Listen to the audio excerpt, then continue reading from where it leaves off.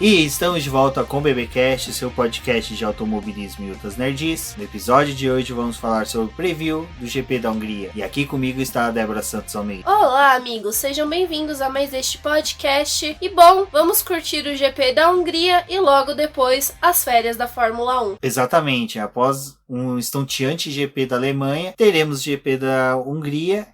Um período de férias, mas como dito nos últimos episódios, não ficaremos totalmente parados, porque ainda teremos etapas da Stock Car, teremos um podcast especial sobre a Fórmula E e teremos a corrida mais importante da Stock Car, que é a Corrida do Milhão, que essa semana já teve a notícia que contaríamos com a presença do campeão da Fórmula E, Lucas de Grassi, correndo pela equipe da Eurofarm. Bom, então vocês estão vendo que, apesar da Fórmula 1 estar de férias, estaremos continuando aqui com os trabalhos no Boletim do Paddock. Esse trabalho que segue a todo vapor, principalmente com o apoio de nossos apoiadores, aqueles que acreditaram e acreditam e depositam sua confiança no Boletim do Paddock e vem participando aí da nossa campanha de financiamento coletivo e contínuo lá no portal do Apoies, que todo mês eles contribuem com um valor. Então, muito obrigado a todos. Agradeço já a todos que visitaram a nossa plataforma para verificar a nossa campanha. Peço novamente que quem não estiver participando, não tenha conhecimento da nossa campanha, que dê uma olhada tanto no post desse episódio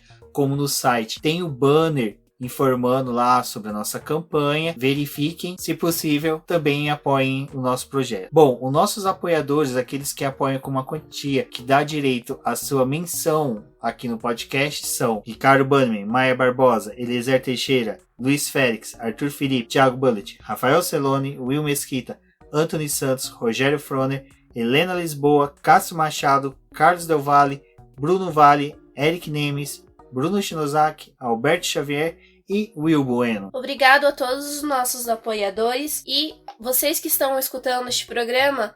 Como o Rubens falou, não deixem de conferir a nossa campanha de financiamento contínuo e coletivo, assim como, se vocês forem efetuar alguma compra no site da Amazon, não deixem de utilizar o nosso banner para que vocês possam contribuir também com o crescimento do boletim. Nenhum valor vai ser acrescido na compra de vocês, mas por conta da parceria que temos com a Amazon, eles repassam um pouco do valor dessa compra para o boletim. Ele também auxilia no nosso crescimento, então não deixem de conferir isso no nosso site. E todos que estão escutando este programa, passem também no nosso site para poder conhecer todo o nosso projeto. Bom, Débora, como dito, tivemos um excelente GP da Alemanha. Vamos agora para o GP da Hungria, que é a 12ª etapa do calendário de 2019. Chegamos aí bem mais que metade da temporada, contudo, há ainda uma expectativa grande quanto ao GP da Hungria, né? Mas vamos falar um pouquinho da história do GP, um pouco do traçado, para situarmos nossos ouvintes de como será e quais perspectivas que podemos ter sobre a corrida. Bom, as corridas na Hungria começaram em 1901. A primeira prova foi chamada de Turtlecell. Ela ocorreu nas ruas de Budapeste. Foi uma corrida pequena, mas ali já começava as disputas, né, de automobilismo na Hungria. A primeira corrida com o título de Grande Prêmio da Hungria foi realizada em 21 de junho de 1936. Foi uma prova que contou com a presença de carros da Mercedes e também da Alfa Romeo. Ali começava a história mesmo da Hungria com corridas. Infelizmente, por conta da guerra, esse período de provas teve que ser interrompido por cerca de 50 anos. A Hungria só foi receber uma corrida de Fórmula 1 em 1986. Essa prova durou 2 anos até que o contrato fosse realmente firmado para que ela ocorresse. Bernie Ecclestone teve uma participação muito grande para poder levar a corrida para a Hungria, e depois do acordo firmado para poder ter o circuito de Hungaroring, a pista demorou 8 meses para poder ser construída. Bom, o que é interessante sobre o GP da Hungria, esse primeiro realizado em 1986, é que ela teve uma participação de um brasileiro junto com o Bernie Ecclestone, né? O que acontece? A Hungria, ela vivia atrás daquela cortina de ferro, que era o regime socialista ali do lado do leste europeu.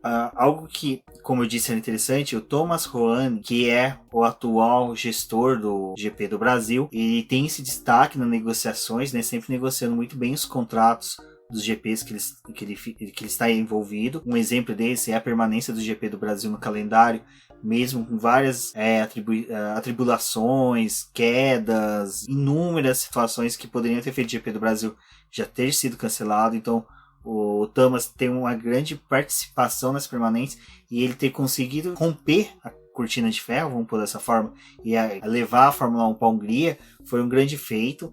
Já em 1986 isso foi reconhecido, e como a Débora disse, esse primeiro GP de 1986 ele foi tão bem realizado assim, que eu acho que tudo rompeu para poder que fosse ser um GP histórico que nós temos, né, Débora? A maior ultrapassagem, a maior ultrapassagem de todos os tempos da Fórmula 1, realizada na primeira corrida já, que é aquela famosa ultrapassagem, vai ter o vídeo no post, que é do Nelson Piquet sobre o Ayrton Senna. É uma pena que muitas vezes os vídeos que nós achamos é só da ultrapassagem, mas o que é interessante é ver toda a corrida, se possível, quem tiver a oportunidade, porque tem uma sequência, né, de tentativas do Nelson Piquet que ele não consegue ultrapassar. Eu vou deixar linkado também no post para você, amigo ouvinte, que curte um podcast, principalmente aqueles que contam história. Eu vou colocar o link do podcast F1 Brasil, onde Carlos Del Valle e toda a trupe do podcast F1 Brasil conta a história da temporada de 1986 e tem um episódio especial falando dessa corrida. É muito interessante, vale a pena ouvir. E como a Débora disse, né, o GP da Hungria ele já vinha há muitos anos sendo realizado, mas não como GP de Fórmula 1. E ali em volta haviam países que não recebiam categorias, não recebiam corridas oficiais de Fórmula 1 em decorrência desse período ali da Guerra Fria, questão da cortina de ferro, do socialismo, muito próximo da União Soviética. Então a gente tinha que nem a Tchecoslováquia, a Alemanha Oriental, Polônia, Romênia, Bulgária, entre outros países que não tinham acesso à Fórmula 1, que quando teve o GP da Hungria eles tiveram essa oportunidade. Então vocês veem que o GP da Hungria não é só uma questão de automobilismo, tem toda uma questão de cultura e de política envolvida, que é interessante de se estudar e de se ler. Então eu sempre recomendo vocês que assim que ouvir o BBcast, não é ficar só com o BBcast ou com o Boletim do Paddock como fonte de conhecimento, é buscar também, se possível, pesquisem sobre a história da Hungria e do GP da Hungria principalmente, porque é bem interessante saber que teve toda essa quebra de paradigma que existiam na época para a realização do GP e como a gente está discutindo aqui, os dois atores principais nesse GP de 1986 foram o Ayrton Senna, ainda na Lotus, né? E o Nelson Piquet na Williams Honda. Como o Rubens falou, para a Hungria se tornar um país na rota do automobilismo, ela dependeu muito da Alemanha e também da Áustria, para poder esse país entrar em evidência e começar a chamar a atenção das pessoas e se tornar um lugar possível de uma prova de Fórmula 1. É legal ressaltar que as 3 primeiras provas realizadas na Hungria, o nome dos brasileiros foi o que esteve mais em evidência. Nelson Piquet venceu em 1986 e 1987, com uma vitória de Ayrton Senna em 1988. Mas isso não bastou para o Senna. E em 1991 e 1992, ele conquistou mais 2 vitórias no circuito. Outro brasileiro de destaque no circuito também, poderíamos dizer, é Rubens Barrichello, que tem uma vitória em 2002. Isso que é interessante, é bacana de se ver sobre o Rubens Barrichello, é que ele tem poucas vitórias na Fórmula 1, mas as vitórias dele são em pistas históricas. Suzuka, Silverstone, Hockenheim. Uma pena não ter em Mônaco e Interlagos, mas em compensação em pistas históricas ele tem essas vitórias.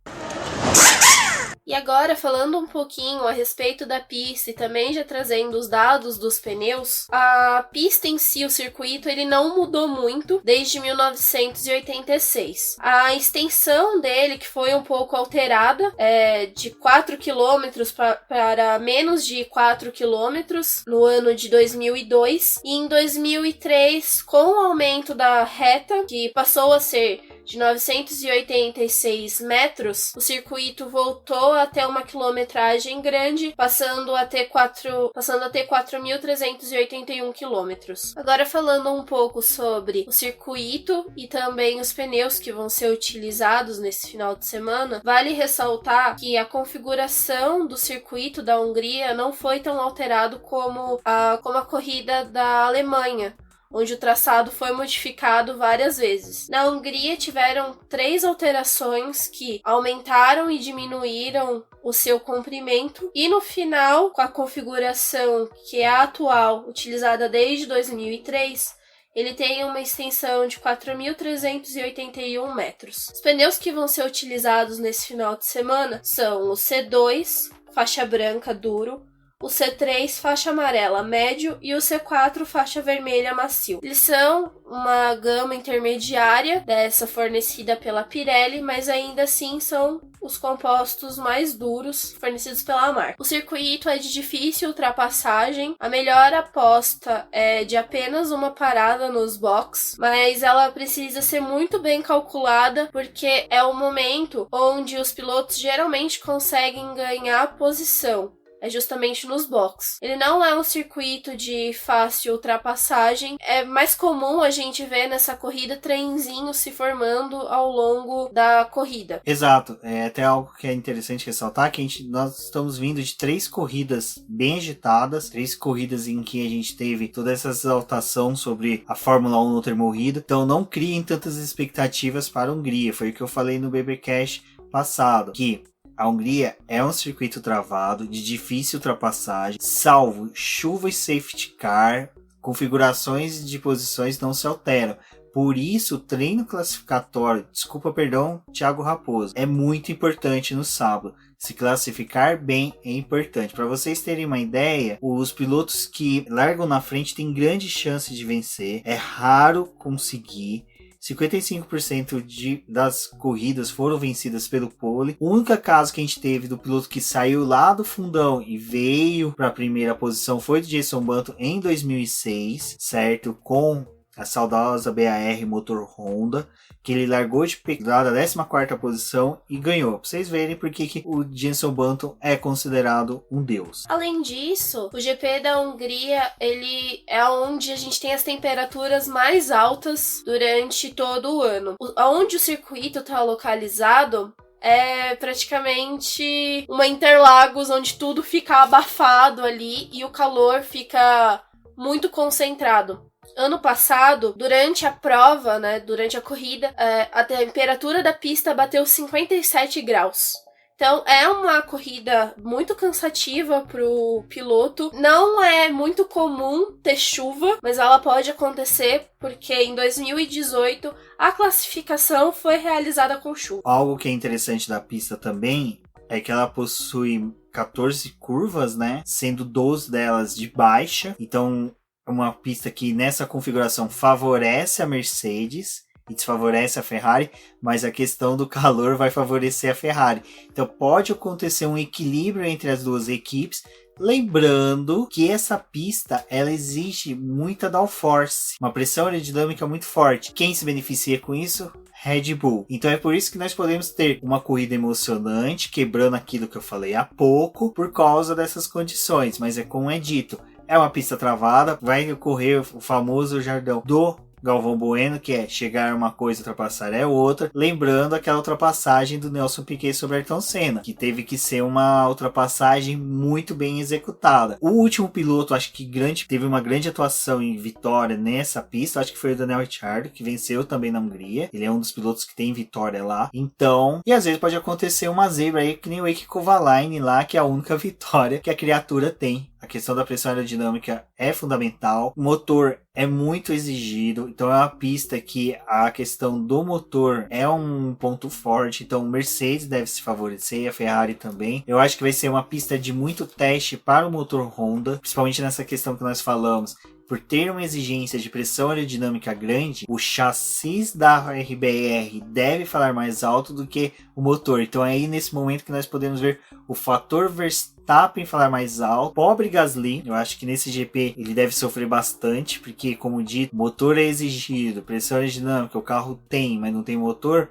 O Gasly não vai saber extrair todo o potencial do motor para entregar. Então provavelmente veremos um novo GP a lamentar do francês. Torço para estar errado, mas infelizmente pode acontecer. Esse também é o GP onde vencer ou terminar em uma boa posição acaba levantando boas expectativas, para o Grande Prêmio da Bélgica. No entanto, é durante esse mês de férias onde já começa o burburinho de trocas das equipes, bem como os novos contratos, pilotos que vão deixar a categoria. Então, as coisas não param, as fábricas ainda continuam, né, a todo vapor, porque eles estão trazendo praticamente um carro novo para a segunda parte da temporada, e também é onde eles já começam a construção do carro de 2020. Algo que é interessante que a Débora disse, essas férias de meio de ano elas são obrigatórias ter. O que acontece? Havia uma grande reclamação de mecânicos que nesse período, do começo de temporada até o final, não conseguiam ver a família.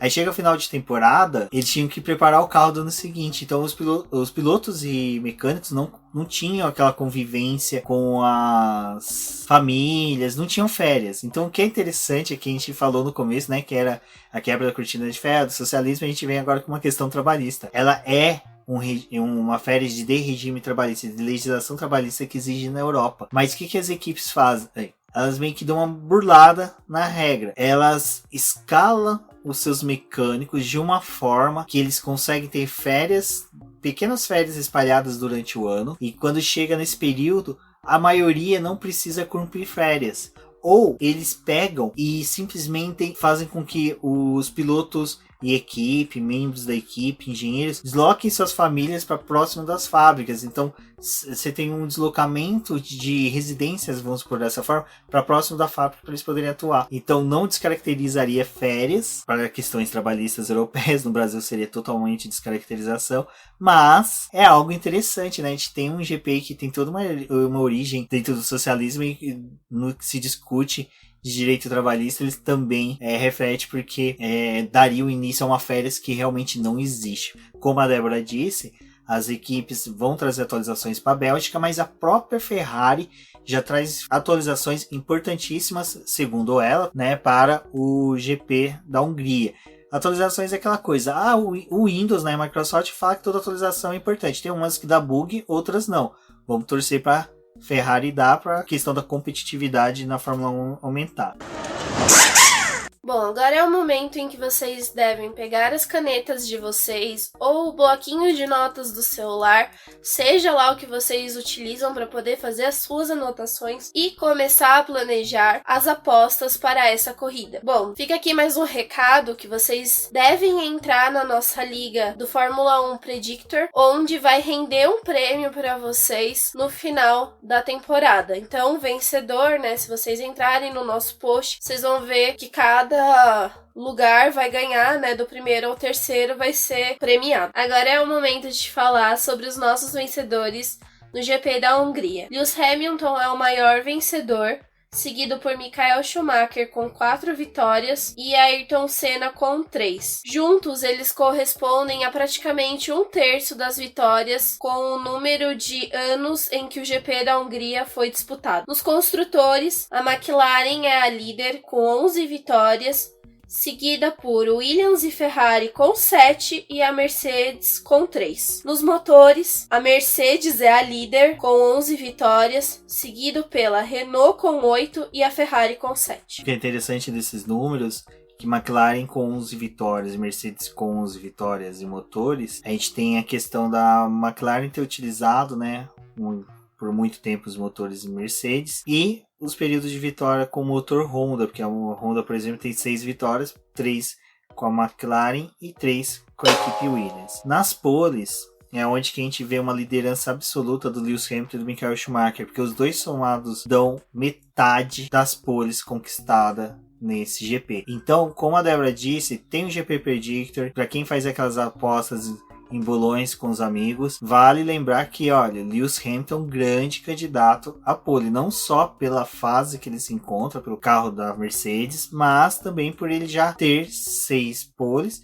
e que se ele conseguir agora a 7ª, ele empata com o Michael Schumacher. Então, como dito, Michael Schumacher tem 7 poles, Lewis Hamilton 6, Ayrton Senna e Sebastian Vettel com 3 poles cada. Nos construtores, nós temos a McLaren e a Ferrari empatadas com 8, Williams com 6 e a Mercedes com 5 poles pode alcançar a Williams neste final de semana, porque a Williams, infelizmente, só com grid invertido para conseguir a pole. Já nos motores, nós temos 11 poles dos motores Mercedes, 10 dos motores Renault e 8 da Ferrari. O Rubens falou que a Williams só vai conseguir manter esse número de poles se tiver um grid invertido, mas nem assim, porque na corrida do GP da Alemanha, a Alfa Romeo foi punida e roubou as últimas posições da Williams. Exatamente. A Alfa Romeo que nunca chegou a correr nessa pista, né? Será o primeiro ano dela, porque, salvo engano, em 86 a Alfa Romeo já não fazia mais parte do grid. Em voltas rápidas, o cenário muda um pouco. Michael Schumacher e Kimi Raikkonen têm 4 voltas rápidas cada. O número de pilotos com 2 voltas é bem extenso, mas um dos nomes que aparece é Daniel Ricciardo e Sebastian Vettel. Nos construtores, as voltas mais rápidas foram conquistadas por Williams e Ferrari, cada uma com 9. Logo depois, McLaren e Red Bull, cada uma possui 6. E com apenas uma volta rápida, nós temos Mercedes, Benetton e Jordan. Nos motores, a Renault é a líder com 11. A Ferrari vem em segundo com 9. E a Mercedes em terceiro com 5. Mas, na quarta posição, nós temos o motor Honda, que também pode conquistar uma volta rápida, já com o histórico que nós temos, até mesmo do Gasly e a boa fase do Max Verstappen. É engraçado, né? Tem uma coisa que o próprio Fábio Campos falou lá no Café com Velocidade. Alô, Fábio Campos! Viu? Eu ouço vocês. A questão de que o GP da Hungria, ele por ser uma pista muito técnica, e o atual grid, pelo que a gente tem visto nas últimas corridas, pode ser sim um GP excelente. Torço para morder minha língua, principalmente no que eu falo, que eu sou crítico da pista ser travada e ter possibilidade de termos uma corrida bem parada, seja um erro total e fatal meu. Eu prefiro estar muito mais errado sobre esse tipo de coisa do que estar certo. Mas, só depois na segunda-feira vamos saber como foi. Uma coisa que é interessante sobre o GP da Hungria é que eu sempre jogava aquele joguinho do Ayrton Senna para Super Nintendo, e eu via o mapa do traçado, né? Eu imaginava como sendo a cabeça de um alienígena. E eu tava tentando lembrar de qual alienígena que era. Eu recomendo muito que vocês assistam um filme, é uma ficção científica com Dennis Quaid, que chama Inimigo Meu. E quando vocês verem a cabeça do alienígena, vocês vão ver que realmente é uma cabeça de alienígena. Então, dentro das minhas teorias mais mirabolantes, que os traçados de algumas pistas são feitos por objetos que caíram do espaço, o próprio circuito de Hungaroring foi feito por a cabeça de algum alienígena ser supremo e divino que caiu na Terra e decidiram circular ele na Terra e formar o traçado. E dentro desse traçado, né, Débora, nós teremos aí o número de voltas. O GP vai ser de 70 voltas. O maior vencedor foi Lewis Hamilton. A melhor volta é ainda de Michael Schumacher com 1:19.071 conquistado em 2004. Ele é um circuito com apenas 2 zonas de DRS por conta de ser muito travado. Exato, e vale lembrar que teremos transmissão tanto na Rede Globo como em tempo real pelo site da Globo.com. Então, pessoal, não tem historinha de que perdeu o grid e nem o pódio, porque em tempo real vai ser transmitido pela Globo.com. Uma coisa que eu vou pedir para nossos ouvintes, quem estiver em regiões que não seja atendido pela Globo.com, nos informe, porque durante esse final de semana no GP da Alemanha, nós vimos muita gente falando que tentava acessar e era dado como a localização não recebia cobertura da Globo.com. É interessante vocês se manifestarem quando isso acontecer, para que a emissora comece a verificar isso, porque é bem bacana o que eles estão fazendo. Recomendo a vocês, se possível, assistir o GP já um pouquinho antes, acessar o site da Globo.com, porque tem sempre um pré-corrida ali com entrevistas. A Mariana Becker sempre traz algumas coisas bem interessantes, e o pós-corrida também tem o pódio. Infelizmente eles ainda não têm as entrevistas, o que é uma pena, mas só que vale a pena, porque ali o Galvão faz uma conversa com o Giafone, com o Burt, com o Reginaldo Leme, que vale o preço na internet paga. Os treinos vão ser transmitidos pela Sport TV e também em tempo real pelo Globo.com. Então, como dito, vale muito a pena aí acompanhar.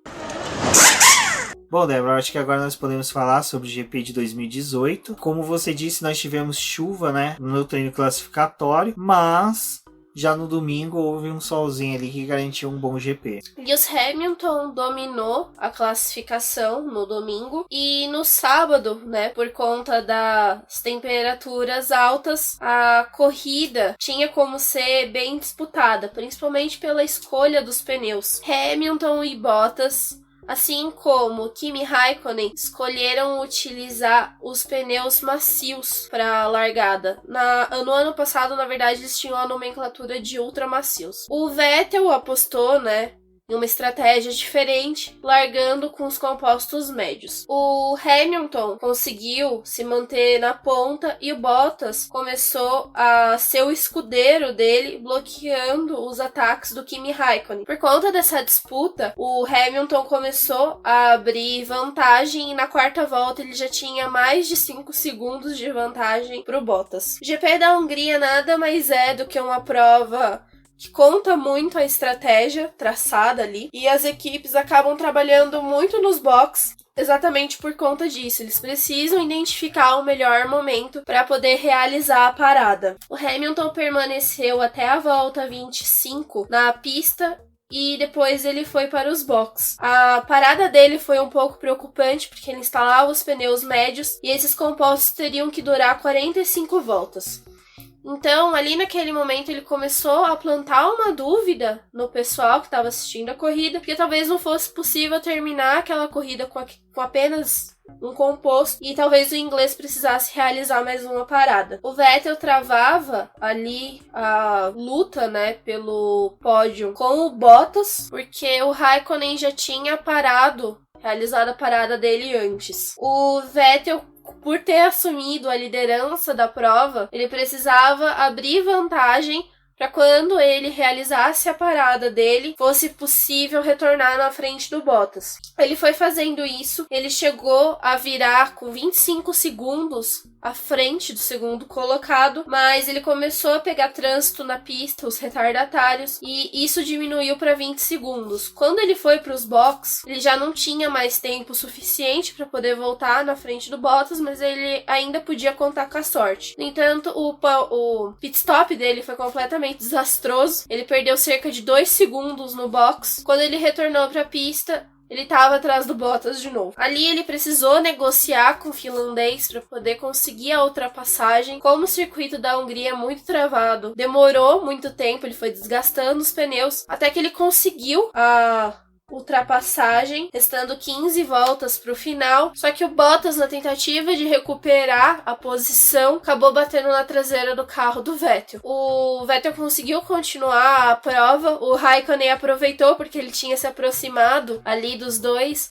Como a gente já falou no começo desse podcast, o GP da Hungria é marcado justamente por esses trenzinhos que acabam se formando na pista. O Raikkonen conseguiu passar e ficou Hamilton, Vettel e Raikkonen no pódio. Mas se não bastasse isso, o Bottas ainda teve uma disputa com o Daniel Ricciardo na pista, onde os dois se tocaram. O carro do Bottas já estava danificado por conta da batida com o Vettel. Ele acabou estragando a lateral da Mercedes, foi ultrapassado pelo Daniel Ricciardo e terminou apenas na 5ª colocação. O grid ainda foi composto por Pierre Gasly, ainda na Toro Rosso, com a 6ª posição, seguido por Kevin Magnussen em 7º, Fernando Alonso com a McLaren em 8º, Carlos Sainz com a Renault em 9º e Romain Grosjean com a Haas em 10º. Como dito pela Débora, a vitória do Lewis Hamilton acho que foi muito mais assegurada pelo fato de ele ter conseguido a pole position, porque vocês viram que da 2ª posição para trás ali houve uma disputa até um pouco intensa entre as duas Ferraris, né, e o Valtteri Bottas. Infelizmente o Sebastian Vettel teve dificuldades no pit stop, que eu acho que ali não garantiu o sossego dele na disputa pela 2ª posição, onde que houve esse toque aí com o Bottas. Então por isso, amigos, que a gente fala, o quali vai ser muito importante, então compensa muito assistirem pelo menos o FP2, segundo treino livre, que ocorre no mesmo horário que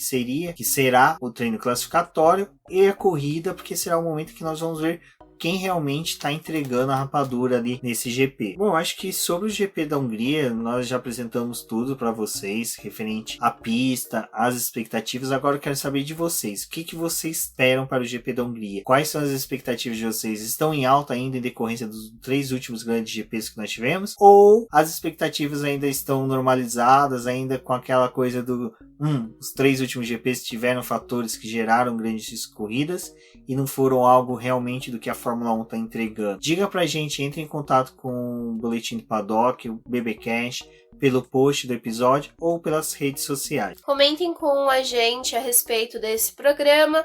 Não deixem de acompanhar todas as sessões de treinos livres pelo Boletim do Paddock, pois todas elas nós disponibilizamos texto com tudo o que aconteceu na sessão. Classificação e corrida também é no Boletim do Paddock. Utilizem a hashtag Fórmula 1 no BP durante esse final de semana para fazer todos os comentários sobre a corrida. Eu sou a Débora Almeida, no Twitter como TheFlowers. Avaliem o nosso podcast pelo iTunes com 5 estrelas, isso acaba ajudando no crescimento. Assim, outras pessoas também podem encontrar o nosso podcast. Esses são os meus recados e até a próxima. Isso mesmo, pessoal. Não deixem de ouvir o BBcast também nas demais plataformas, iTunes, Google Podcast e pelo Spotify. Assine. Também nos falem quais são as plataformas que vocês ouvem, para que a gente possa verificar como é que está ocorrendo aí a entrega dos episódios. O que é importante também, avaliem, compartilhem quando vocês ouvirem, espalhem a nossa palavra, porque é uma coisa que o Sérgio Civelli até mesmo hoje lá do Boteco F1 falou no Twitter dele, que o importante é que todos estejam unidos. Então, é compartilhando nosso trabalho que vocês também podem apoiar. Não é só participando do Apoie-se ou de plataformas de financiamento contínuo e coletivos que a maioria dos projetos hoje tem, e para vocês verem como é importante a subsistência deles por meio desses projetos. Outra forma interessante é o compartilhamento, curtir o post, nem que seja somente por curtir, para poder auxiliar aí a alavancar nossas divulgações. Eu agradeço a todos que ouviram até aqui. Não deixem de verificar os posts da Débora referente à corrida e dos nossos demais colunistas. Um forte abraço a todos e até a próxima.